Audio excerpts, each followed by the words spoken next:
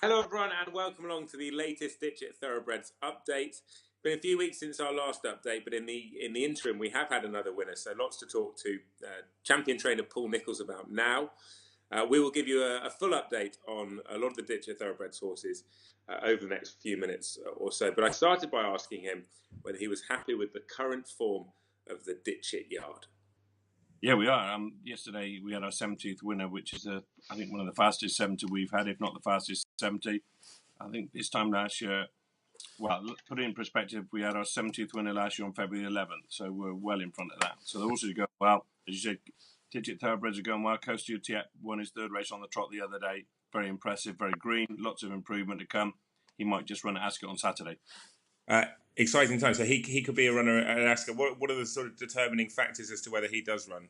I'm never that keen on running them that close, but Rosie rides him every day. He says you wouldn't know how to race the other day and just keeps improving from race to race. And he just needs experience. You saw how green he was the other day. And it's a £20,000 race. And if we're happy with him tomorrow, Friday morning, we'll run.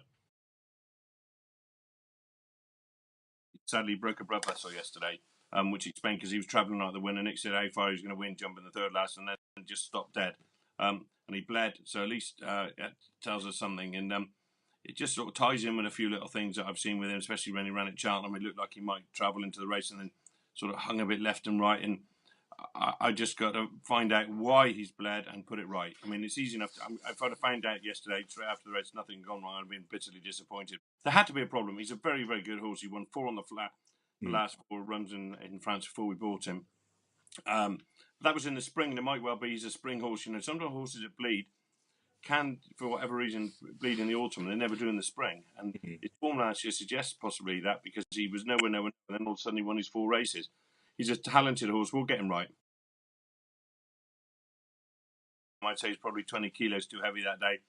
And he just got tired. And you won't see him for another month. We'll really get stuck into him and you'll see a different horse next time. It was just literally, when he came from France last year, he was mega fit and ready to rock when we got on with him. He had a 3-month holiday with us just to get some condition on him. He actually did too well. So, you know, just a matter of lack of fitness, really. He'll improve a lot for that run. I'll start at the top, work downwards. Quilter last, she's about ready to run again now. She won at Hereford for us. We just got to build her up again now. She's very well at the moment. She's due to run as soon as I can find a suitable race. Close Sacra was entered this weekend, but he's not quite ready. He's going nicely again, and we'll get him ready to run in about 2 or 3 weeks' time. Just a novice hurdle somewhere. Jesper's Dream, she's in at Kempton on Monday. I'd like it to rain all weekend. She's got a tough task on Monday because she's got a penalty to carry, give everything a lot of them £80, but we're very happy with it. I don't like fillies getting too light, and she's been going out all day in the field with Antarctica to tie Lifeboat Mona and Tigrita. Put plenty of condition on, and she might just improve for the run. That's not a bad thing for a filly, but she's ready to rock and roll. Lovely, lovely mare. Maracuja, he's flying. He's working hard. He's due to run it in the Henry VIII Grade 1 Novice Chase at Sandon at the Tingle Creek meeting, but he's well on schedule for that. And it was interesting, the form from, also it was third to him the other day. He's won since. So we're very happy with him. Delighted to say that we've got another addition to the team. We've got a stable of 10 horses now because recently you purchased another one for Ditcheat Thoroughbreds. Tell us about the latest addition.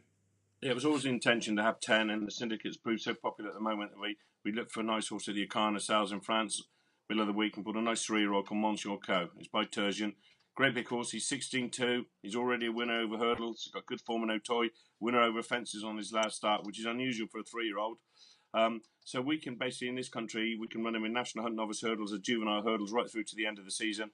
Possibly give him a threaded winter entry, and then he'll be chasing next season. But he's a proper big, my type of horse, as it were. What are you most looking forward to? Dodging Bullets, Vibrato, Valtat, Zarkanda, Silvanaca, Conti, Kate de Belay. Lots of youngsters. Great weekend of racing, and really looking forward to it, and just hope we can continue our good form. Betfair Chase, obviously the feature race up at Haydock. I know we're sort of moving away from the Ditcheat Thoroughbreds horses, but what can we expect from Silvanaca? He's been such a legend for you and the team. Yeah, I mean, he's in good order. The ground's going to be very much in his favour. He won at Ascot on very heavy ground last year. The only thing I'm slightly nervous of is quick enough from running in down Raw. He had to go over to Ireland, he had a hard race and came back. He appears to be very, very well. But to be honest with you, you only really know when you run them. So that's just my reservation with him. But he always comes on for that first run. He loves Haydock and he's in good shape.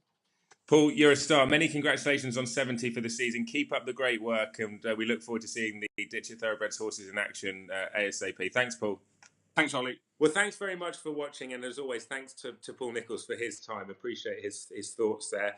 As you would have noticed, it's not only a really busy period for the Ditcheat Thoroughbreds horses, but also for Paul and his team at Ditcheat, with a lot of the big guns to fire. Keep our fingers crossed that they can run well, and we keep our fingers crossed that the Ditcheat horses can continue in such an excellent vein of form. Thanks for watching, best of luck, and we'll see you soon. Take care.